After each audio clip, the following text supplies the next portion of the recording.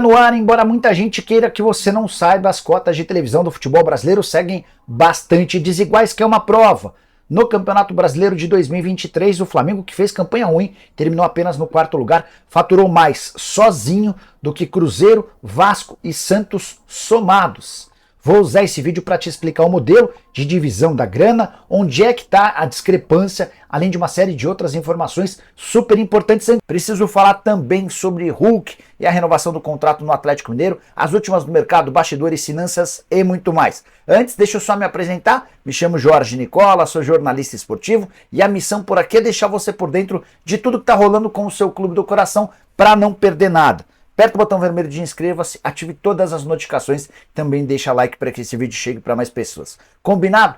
Bom, bora começar do princípio. As cotas de televisão do Campeonato Brasileiro são divididas. Em TV aberta, por exemplo, 40% da bolada é distribuída entre os 20 integrantes da Série A, 30% se dão de acordo com o número de partidas transmitidas pela Globo e outros 30% de acordo com a classificação final do campeonato, e é importante contar que o 17º, o 18º, o 19º e o 20º, ou seja, os rebaixados, deixam de ter participação nesses 30% de acordo com a classificação final. Até aí tudo bem, modelo de distribuição legal, mas onde o bicho pega e transforma as cotas de televisão do futebol brasileiro numa grande desigualdade está no pay-per-view, especialmente porque 4 clubes têm valores mínimos garantidos. Para você entender, o pay-per-view na teoria funcionaria de acordo com a receita de cada clube, seguindo o número de assinantes por time. Então, quando você vira um assinante do pay-per-view, você se declara torcedor de tal time. E esse time passa a ter um percentual em cima do número de torcedores que se declaram torcedores desse time. Se não houvesse esse mínimo garantido e o Flamengo contasse com 50% dos assinantes de pay-per-view, 50% da cota ficaria com o rubro-negro, certo? O problema é que Flamengo, Corinthians, Grêmio e Palmeiras conseguiram nas negociações com a Globo mínimos garantidos, então eles já partem de um valor fixado independentemente do número de assinantes que se declarem torcedores desses times. E é aqui que a gente começa a ver a diferença gigante.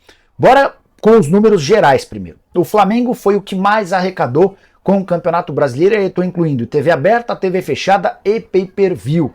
Rubro-Negro teve 275 milhões de reais de receita no Campeonato Brasileiro do ano passado. Importante contar que se a gente somar o Cruzeiro, 98 milhões de reais, o Vasco, 97 milhões de reais e o Santos, 64 milhões de reais, esses 3 grandes clubes não batem os 275 milhões de reais do Flamengo. Tudo por causa do pay-per-view, como eu já expliquei para vocês. O Rubro-Negro teve, desses 275 milhões de reais, 177 milhões vindos do pay-per-view. Muito dinheiro impactado ou impulsionado por conta desse valor mínimo garantido. O mesmo vale para o Corinthians, que foi o segundo colocado na classificação geral, nesse ranking de clubes que mais faturaram. O Timão teve exatamente, deixa eu pegar aqui o número, 187 milhões de reais.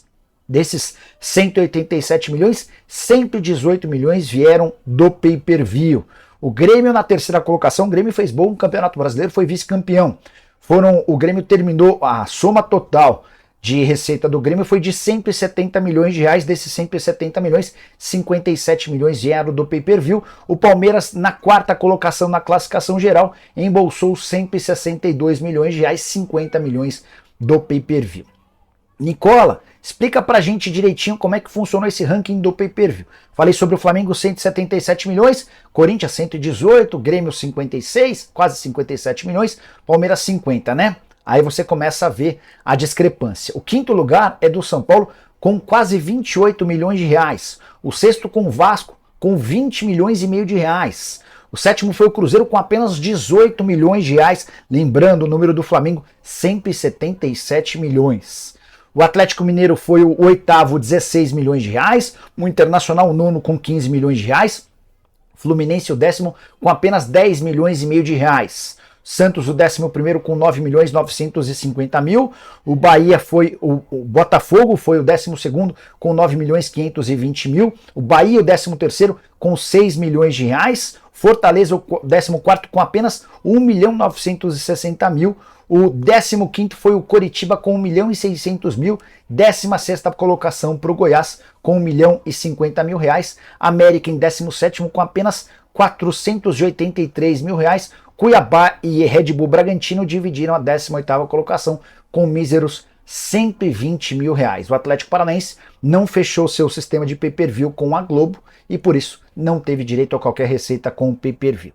O impacto dessa distribuição absolutamente descabida do pay-per-view causa enorme interferência e influência no resultado final, que eu começo a apresentar para vocês. Estou colocando na tela os números. Flamengo foi o líder desse ranking com 275 milhões de reais. Segunda colocação do Corinthians com 187 milhões de reais. O Grêmio em terceiro com 170 milhões. O Palmeiras em quarto com 162 milhões de reais. Há uma distância grande para o Atlético Mineiro, o quinto com 121 milhões.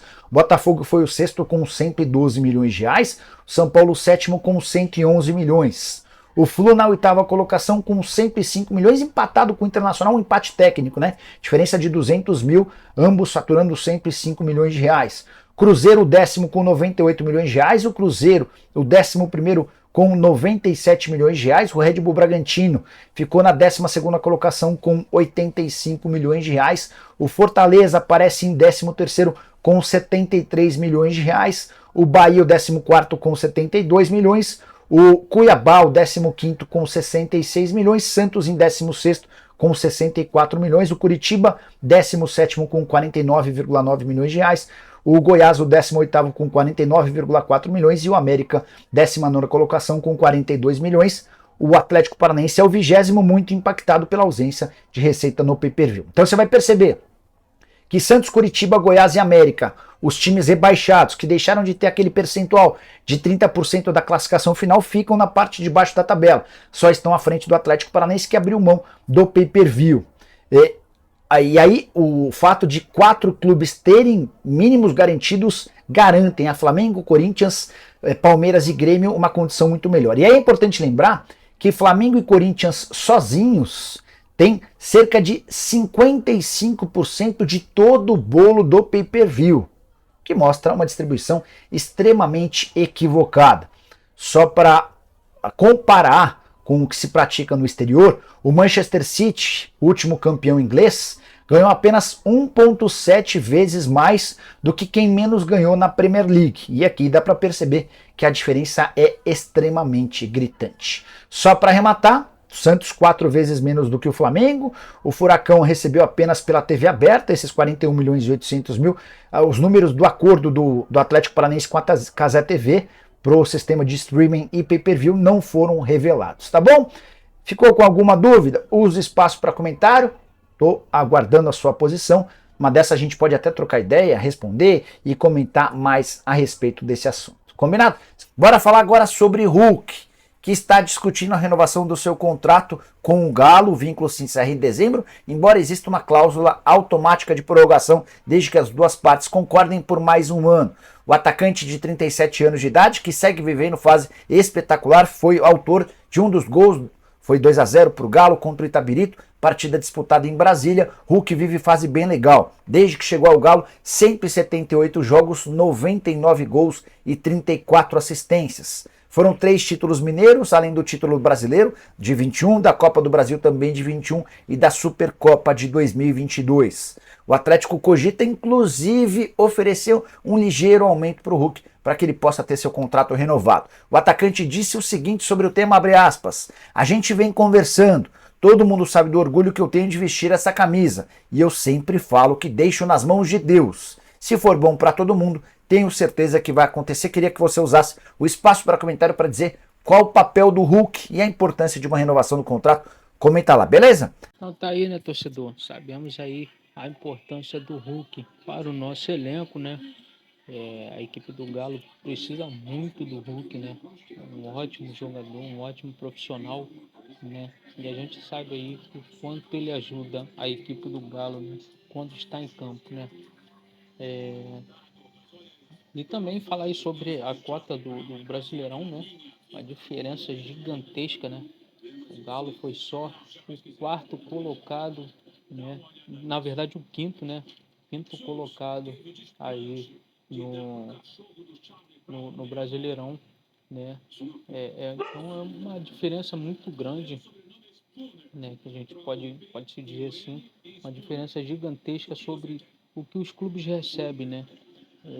Uma diferença muito grande aí para o Flamengo, né? Corinthians, esses clubes ganham muito dinheiro. Acho que deveria, né? Ter uma mudança aí nesse formato de ganhos, né?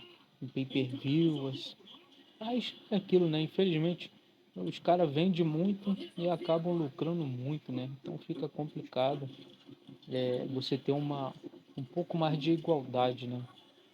Então fica muito desleal um clube ter bastante dinheiro para poder investir, enquanto outros quase não têm, né, recurso para poder fazer um investimento bom e brigar na parte de cima do campeonato, né?